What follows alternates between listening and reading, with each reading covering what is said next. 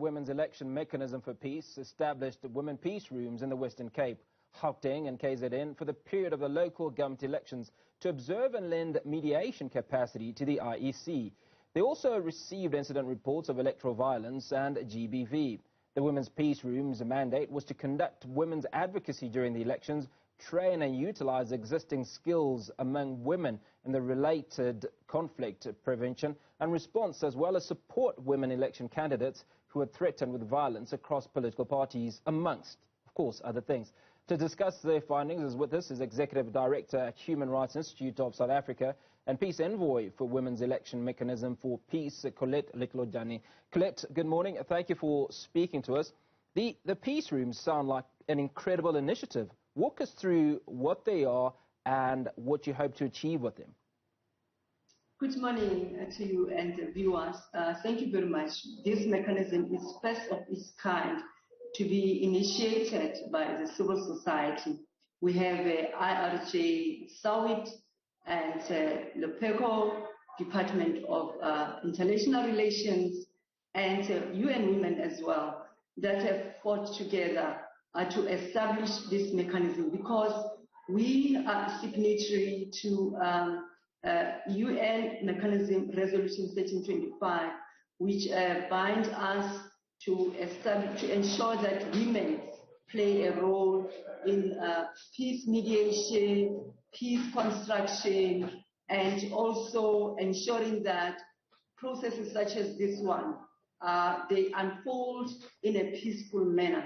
So it was important to capacitate the women and those that support women. It's not only women, but male persons as well did attend, to equip them with the mechanism, because the mechanism is providing them, with skills to play important role in communities. So that was the purpose of that, and to monitor the elections in supporting the IEC. Now, incidence of GBV, was there an increase in previous times? Did you have any reported cases of political or GB violence during this time? Well, GBV seems to be something that always accompanies us in whatever that we do. However, what we experienced in Gauteng, it was not as critical as what we received from other provinces, because Gauteng, as you know, is a bigger province. We always come up with all expected to play important roles. Now, a report was given to us that actually a woman who is contesting, who is a candidate, was threatened, was intimidated by some party agents that were there. And what we fail to understand is that the right to vote is enshrined in the Constitution, and your right is secret. The reason why she was actually experiencing that kind of challenge there at the station, it really left us baffled, because nobody should know my vote. And the fact that she's a candidate, we advocated for an enabling environment in supporting of the IEC. We were working with the IEC throughout. They established a peace conflict mechanism, and they were able to reach out to those areas, and the police commissioners as well. They intervened a case of those threats that were leveled against her when exercising her right were infringed upon by party agents. Now, if party agents come in and stifle the constitutional principles and all international and regional mechanisms that bind South Africa, it is worrying. It means voter education is not only a tool that was lacking among citizens, but the parties themselves, they did not do well in ensuring that their party agents that come to support the conducting of the elections is conducted in a peaceful environment. So they failed us when it comes to that. But there is a criminal charge that has been pushed against them. Now, in terms of support for this particular woman, Does the Peace Room offer some form of support, some form of counseling? How did you handle it from your perspective? Obviously, you've mentioned that the law enforcement is taking care of the issue, but from your perspective, how did you manage it? Yeah, the only thing that our role, could play in this time was to ensure that the IEC conflict panelists play that role, because the IEC had the mechanism. Our role was not to mediate. Our role was to ensure that the structures that are put in place, they are effective, they are functional, and women are aware of them. The IEC was the body that was running this big election that was conducted in the country. So we were not given the responsibility of mediating, but we were making sure that the IEC is followed up. So there are cases that we are busy following up as well. There are some that we have resolved where others, people like persons with disability, persons with visual impairment, whose rights were also infringed upon. There were no facilities to enable them to exercise their right, as the right to vote protects you to cast your vote in secret. Now, when they arrived at the station, there was no tool or mechanism to help them, to vote. The presider, it was alleged that the presiding officer literally went through the ballot and helped the person with visual impairment to cast a vote. So we don't know if the cross went to the right candidate that they wanted to vote. And we don't know what happened to other people that were coming with visual impairment. So those are some of the reports that the IEC will attend and correct some of the problems. But we must say that although we receive all these many problems, they were not, they were in isolated areas. And it does not reflect negatively on the IEC, except that there needs to be improvement on ensuring that all people in South Africa, persons with disability, even the elderly persons, they did not find themselves on the voters' roll. These are people that had long registered, they complied with the call, and it was very, very difficult for some of them to be informed that you are not reflected, and there's nothing that could be done at that time.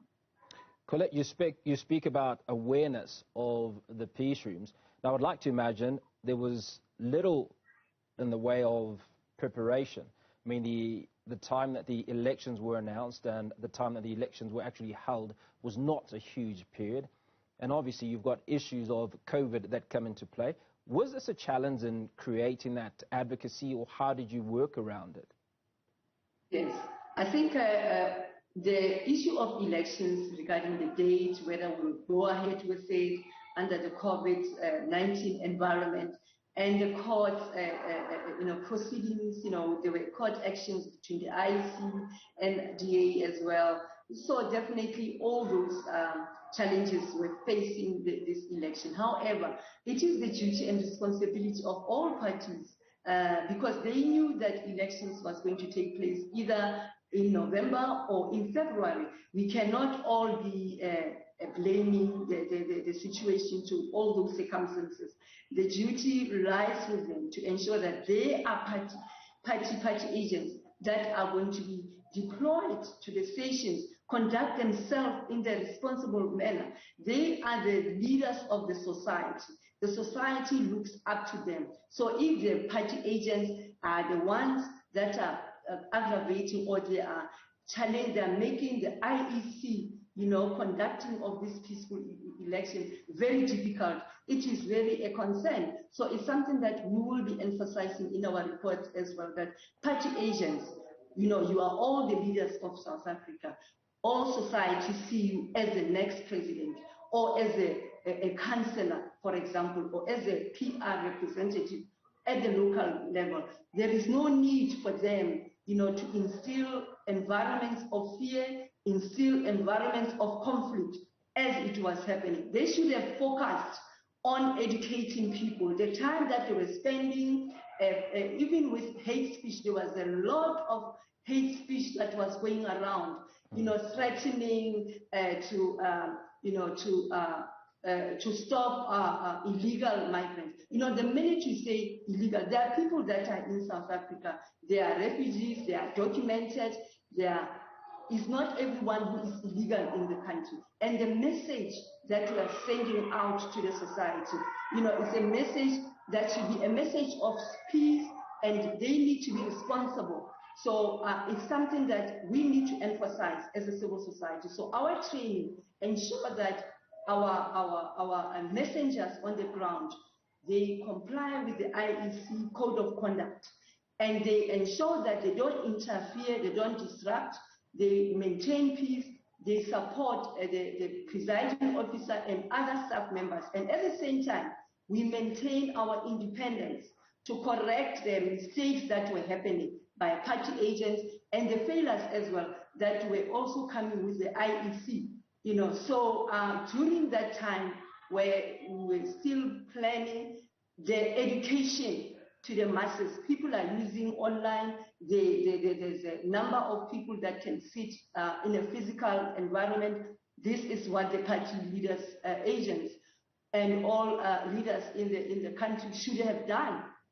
And the code of conduct as well of the IEC, we have realized that it has not emphasized a lot on gender. There is some little aspect there that women must be protected, but we need to assist the IEC to ensure that gender is, it's strengthened in every little aspect of it.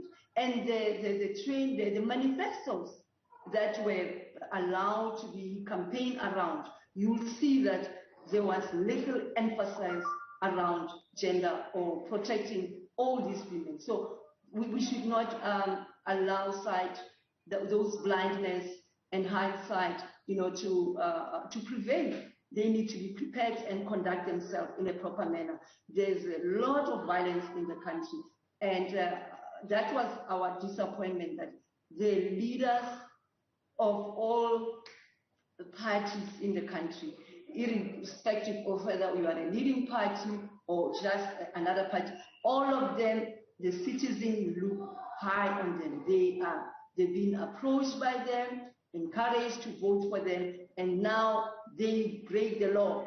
They take the law upon themselves.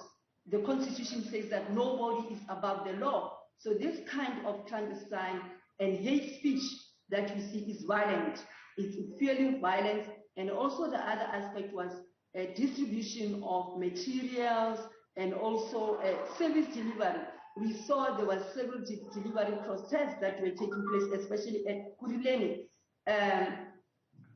Citizens, they have not been having water. There's a problem of electricity. Now, on the day of the election, a party decides, a municipality decides to distribute water. And we know who is affected when you speak about lack of a service like water. It's the women and the children. So now you confuse them to send in the queue or to rush to go and get water. So this is really the weaknesses that has really disappointed us, and we want to call all leaders of this country, that are political parties, and civil society leaders as well, faith group, religious, private sector, and all groupings in our society to support, to work together to build a country that is committed to human rights.